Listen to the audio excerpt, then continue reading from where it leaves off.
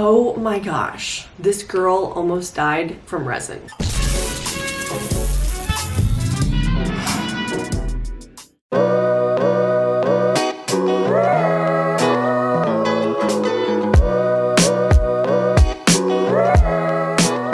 Hey Space Cadets, Lanchen here. Welcome back to my channel. I've recently seen a couple of videos on YouTube about how people have gotten epoxy poisoning, ended up in the hospital, lung cancer, just all these things that blew my mind. And they never even crossed my mind because I knew it was toxic. I've always taken the precautions needed to use it properly and safely, but I did not know how vital it was to actually do that because I myself am not using it the incorrect way. So I think it's really important that if you are working with epoxy, that I just go over 5 tips that you guys need to know before working with epoxy if you are new to it, or if you haven't even started and you're thinking about it. These are some tips that you need to know. So the first thing that you need to know is that epoxy resin is extremely toxic.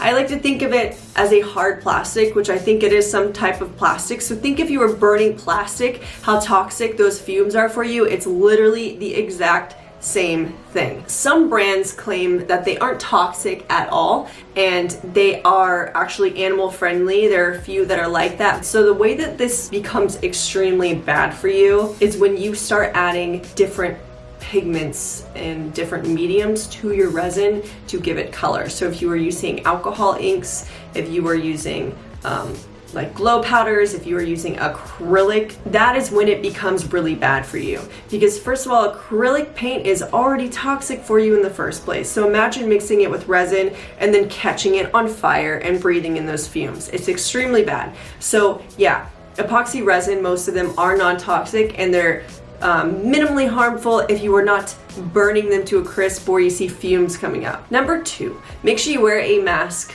every single time you pour. And I would even recommend glasses because sometimes when you are mixing your resin, little bubbles will form and like rise into the air and they might land on your skin, stuff like that, or even worse in your eyeball. But especially wear a mask that is specifically for fumes that are toxic to your... I will actually put the correct filters that I use that are for art right here. So the mask that I have is this half face mask right here, and this was actually in an epoxy resin kit from Amazon, and I bought the filters separately that were specifically for chemicals in the air, and this is a 701A1, I think that's what it is. Number 3.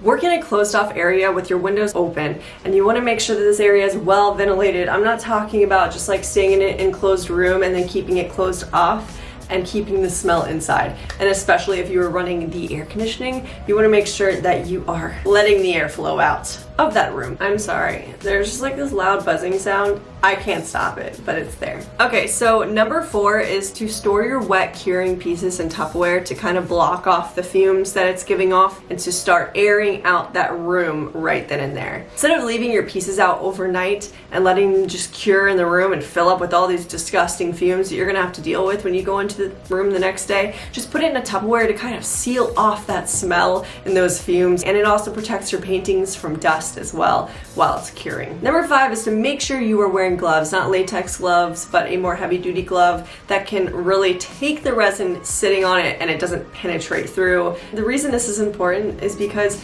it can give some people skin rashes and really negative side effects just by touching your skin, and I've never had that issue, but just in case, wear gloves. Also, it's such a pain to get off your hands. What I used to do in the beginning, if it ever got on my hands, because sometimes it would rip through my gloves that I was using at the time, is I would use a coffee scrub with coconut oil and I would just rub it and it would rub right off and it would leave my hands feeling nice and soft. Another way that you can remove it is by using alcohol, but again, that really dries out your hands over time. So it's just best that you wear the gloves to avoid any complications in the future. All right, so those are the 5 things that you need to know before starting to work with resin. So I hope that this helped you. If you like this video, be sure to hit that like and subscribe button. I appreciate all of your guys' support, and yeah, I will see you guys next time, Space Cadets.